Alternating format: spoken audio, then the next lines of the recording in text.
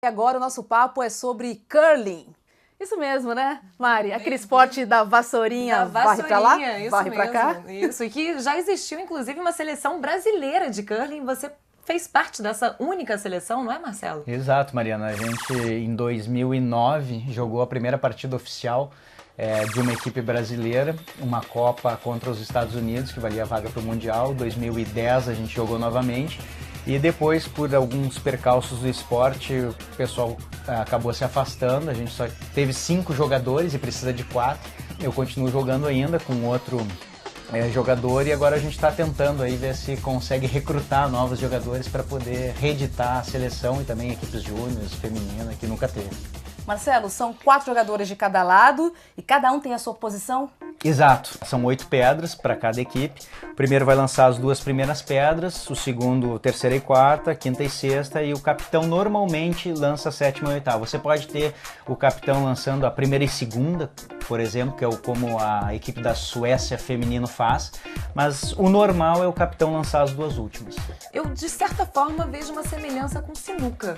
Eu tô errada? Não tá errada não, porque a gente costuma dizer que no curling os ângulos são muito importantes. Você não vai acertar uma pedra, não importa onde, para ela ir numa diagonal. Você tem que acertar num cantinho preciso para ela ir lá.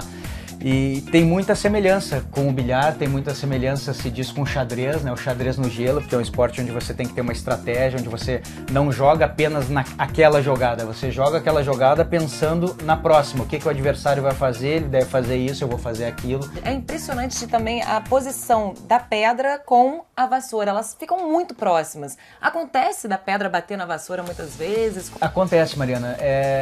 Num nível mais elevado, por exemplo, Jogos Olímpicos, campeonatos mundiais, é mais difícil, mas acontece. E se acontece, é um certo problema, porque você perde aquela pedra. Uma pedra que está andando e você tocar com a vassoura, tocar com o pé, com a mão, pouco importa, qualquer parte do equipamento, a pedra é desclassificada. Você tem que retirar essa pedra do jogo. Sai do jogo.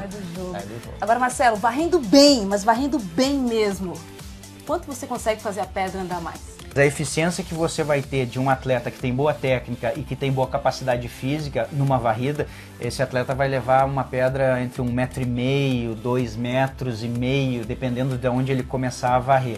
E uma desses estudos também diz que a pessoa, o atleta que varre próximo dessa pedra, ele vai responder por 80% da eficácia dessa varrida. Uau! Então você vê que é fundamental. O atleta que está mais perto é verdadeiramente o mais importante na varrida. Quanto pesa exatamente uma pedra de curling? Entre 17 quilos, 200 e pouco, até 19,960 e alguma coisa, porque é feito em libras, né? Mas normalmente é perto dos 20 quilos que se joga, ou seja, você não vai lançar a pedra para parar exatamente onde você quer que ela pare. Porque se você jogar um pouco mais forte, não tem solução. Se você jogar dentro dessa janela de erro aí, 1,5 m, 2 metros, você sabe que os seus varredores vão levar a sua pedra lá.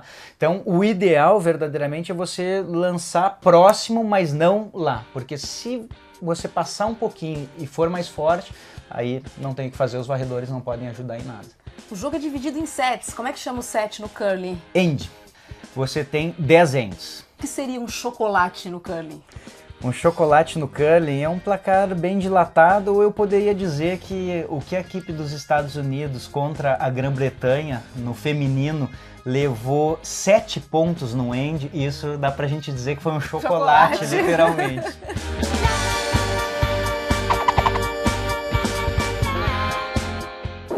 Falando um pouco sobre as táticas, né, usadas durante a partida, a gente vê as pessoas se tocando, né? Como é que funciona essa comunicação entre os jogadores?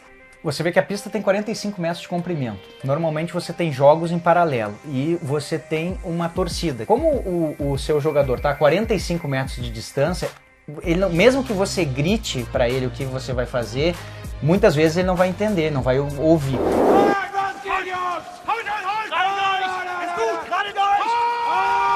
Então você combina com a sua equipe alguns sinais. Se você vai mandar uma pedra muito forte, você bate no ombro, uma pedra mais intermediária, você bate aqui. Então você combina alguns sinais para justamente facilitar essa comunicação e economizar tempo.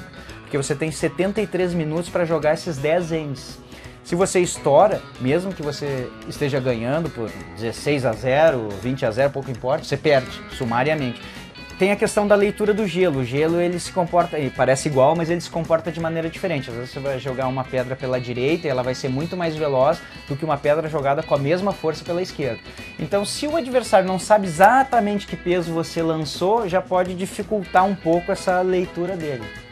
As roupas dos atletas de curling, a gente tem que dar destaque para isso também, né? São muito originais, é uma tradição caprichar assim na Tipo apresentação. a roupa da Noruega. Na verdade, o curling é até de uma certa maneira conservador. Você joga de calças pretas e com a parte de cima do uniforme, conforme as cores do país, do clube, enfim.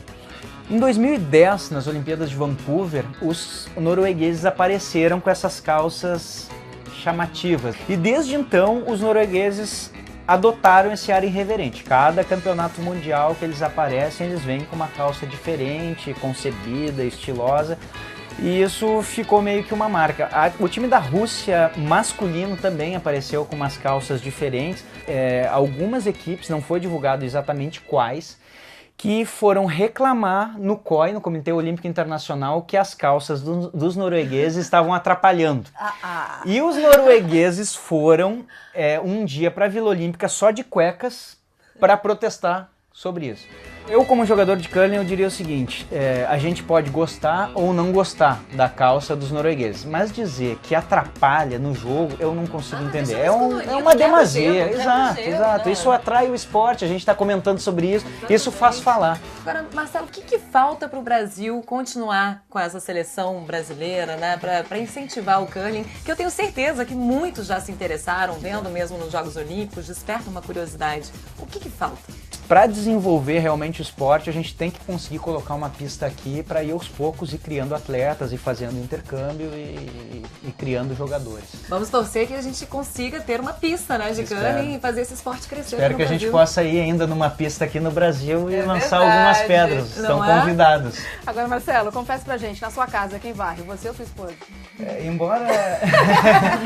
Embora eu me esforce bastante, agora, alguns meses atrás, a gente fez uma entrevista lá em casa e ela teve a capacidade de dizer que eu não varria, mas é mentira, eu varro e varro bem lá em casa. Obrigada, Marcelo. Obrigada pela sua participação. Prazer, obrigado pra vocês. Obrigada.